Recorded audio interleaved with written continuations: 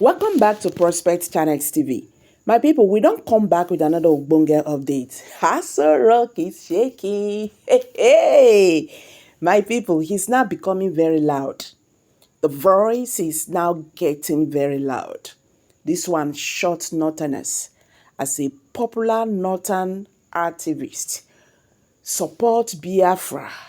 Says Nigeria will divide. He said Nigeria cannot stand with what is happening right now. He said because we are two, in fact, we did different people. In fact, he said nothing connects. When you look at the regions, nothing connects the Northerners with the Southerners. So he said he supports Mazi Nnamdi Kanu and all Biafra agitators calling for the division of Nigeria. My people, this one shock everybody. I beg, make we hit the news so that you go hear by yourself. You go see with your eyes. It's no longer a news, my people. God is at work. Let's get there. I'll be right back. Tell ourselves the truth now, at least for once.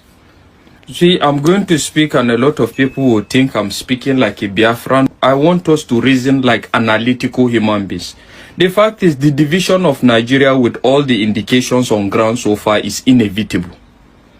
The division of Nigeria is inevitable without implementing the regional system of government. Okay, let's look at the indicators.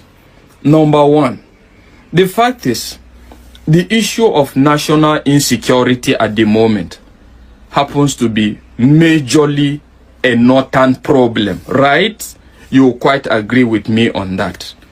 And in that regards now, any government of the day, any president at the moment that is not of the northern descent or northern origin that tries to fix that, if he's hoping to come for a second tenure, I bet you he can succeed in that. You quite agree with me, right? And this is what I mean by that. Okay. In addressing, considering bringing into view now what happened recently in Benue, just the normal issue of farmers herders clashes as they call it, right? Okay. In fixing this kind of situations, now forget about the deployment of military, police, whatever the president coming to visit. You quite agree with me that that doesn't solve anything and is not going to solve anything. The only thing that will solve that to some certain extent is we having a situation where there is ranches established for herders, right? That is to say, the herders must be in tune with changing times. Because you quite agree with me, there is no developed country you go to in this world today that you'll find a situation where animals wander all around. There is none. You can never find any developed country of that nature.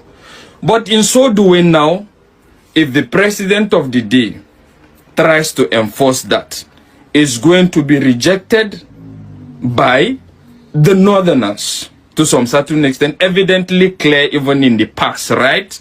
Considering the fact that these people are citizens or whatever, they are nomadic in nature, right? That has always been the conversation. They are nomadic in nature. So they move from places to places. And the fact is, I don't know where we're actually getting this. Okay, if you say you are nomadic in nature, how do you expect the government to account for you?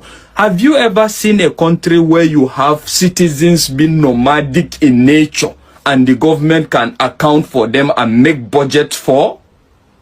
So you see, the fact is, the herders must be in tune with changing times, but they are not ready for that.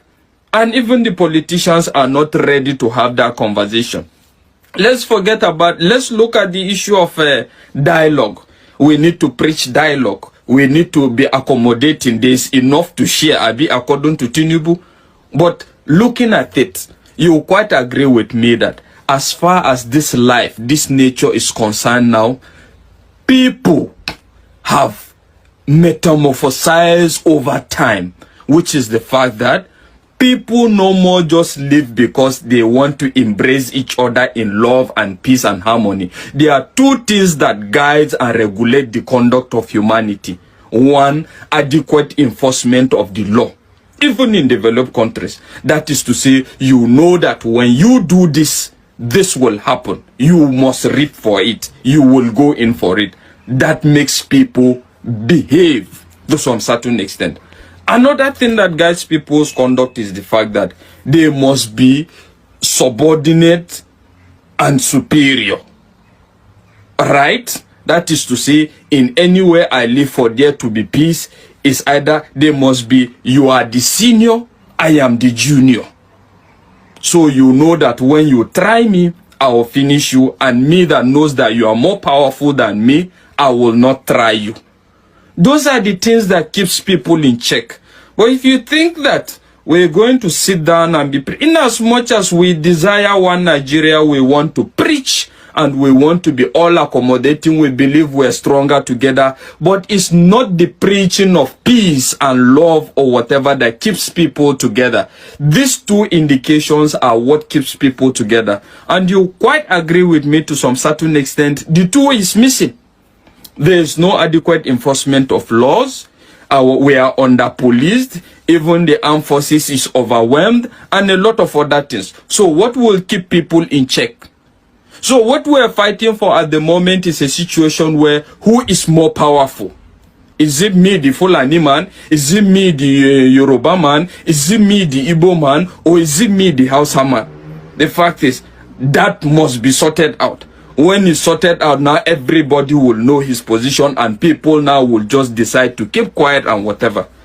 Looking at it, when you now introduce our religious extremism in all aspects as well, that is evident in the country.